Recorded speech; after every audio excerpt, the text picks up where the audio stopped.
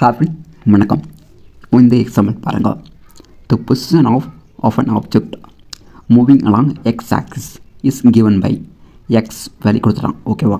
அப்புறம் பாருங்கள், இங்கே வேர் ஏ வழி என்ன பி வழி என்ன அப்படிங்கிறது கொடுத்துட்டான். அண்ட் டி அப்படிங்கிறது வந்து செகண்டில். ஓகேவா? டி அப்படின்னாலே செகண்டில் தான். ஸோ அதையும் சொல்லியிருக்காங்க. வாட் இஸ் என்ன கேட்டிருக்கான்? வெலாசிட்டி வி வேல்யூ என்னவாக இருக்கும் அட் t equal to 0 செகண்டில் t equal to 2 செகண்டில். What is average velocity between t equal to 2 செகண்டில் t equal to 4 செகண்டில். ஓகேவா? இப்போ உங்களுக்கு வெலாசிட்டி ஃபார்முலா தெரியணும். ஸோ இந்த v equal to dx divided by dt இது எல்லாருக்குமே தெரியும். இப்போ டி போட்டாச்சு. அந்த எக்ஸ் வேல்யூ அப்படியே சப்மிட் பண்ணுங்க. இங்கே a ப்ளஸ் பிடி ஸ்கொயர்டு இங்கே வந்து டிஃப்ரென்சியேஷன் பண்ணியிருக்காங்க. ஸோ இது உங்களுக்கு தெரிஞ்சு அப்படின்னா இந்த ஈக்குவேஷன் ஈஸியாக கொண்டு வரலாம். டூ பிடி அப்படிங்கிறது. ஓகேவா? இப்போ இந்த ஏ வந்து கான்ஸ்டன்ட். ஸோ இது 0 ஆயிரும். பிடி ஸ்கொயர் அப்படின்னா 2bt வரும். ஓகேவா? இப்போ டி ஸ்கொயர் இருந்துச்சு அப்படின்னா இந்த 2 முன்னாடி வந்து டி பவர் 1 அப்படிங்கிறது வரும். இந்த 2 வந்து இங்கே வரணும். இதுக்கு அப்புறம் உள்ள நம்பர் 1 வந்து மேலே போயிடும். ஸோ அதுதான் டிஃப்ரென்சியேஷன் ஸ்கொயரில் பண்ணும்போது. இந்த க்யூப் அப்படின்னா இப்போ டி க்யூப் அப்படின்னுச்சு அப்படின்னா இந்த 3 வந்து இங்கே வந்துடும். டி இந்த 3க்கு அப்புறம் உள்ள நம்பர் 2 வந்து மேலே போயிடும். 3t ஸ்கொயர்டு அப்படிங்கிறது வரும். இங்கே 2pt இங்கே பி வழியை சப்மிட் பண்ணுங்கள். அப்படியே பி வழி என்ன 2.5. ஸோ அதை சப்மிட் பண்ணி வச்சுக்கோங்களேன் 5 கிடைக்கும். ஸோ அவ்வளோ முடிஞ்சு போச்சு. இப்போ வெலாசிட்டி அட் இந்த கிவன் டேட்டாவை எடுத்து சப்மிட் பண்ணி கொண்டு வாங்க. வெலாசிட்டி 0 செகண்டில் எப்படி இருக்கும் 2 செகண்டில் எப்படி இருக்கும் அப்படிங்கிறது சொன்ன வச்சுக்கோங்களேன்.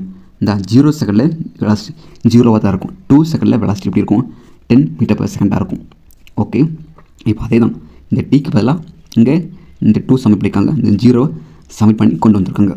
இப்போ கண்டுபிடிச்சா முடிஞ்சு. அப்புறம் ஆவரேஜ் வெலாசிட்டியோட ஃபார்முலா என்ன அது நீங்கள் தெரிஞ்சுக்கணும். அதுக்கு ஃபார்முலா என்ன அப்படின்னா total displacement divide by total time taken வரும். ஓகேவா? ஸோ அதான் இங்கே போட்டிருப்பாங்க. அப்படியே அந்த டிஸ்பிளேஸ்மெண்ட் அப்படின்னா எக்ஸ், அது உங்களுக்கு தெரியும். டிஸ்பிளேஸ்மெண்ட் அப்படின்னா x, total displacement x d2 minus x t1 divide by t2 minus t1. இந்த ஃபார்முலா படி போட்டிருக்காங்க இந்த இது. ஓகேவா? அப்புறம் எனக்கு இதுதான் தெரியல, இது எப்படி போட்டிருக்காங்க.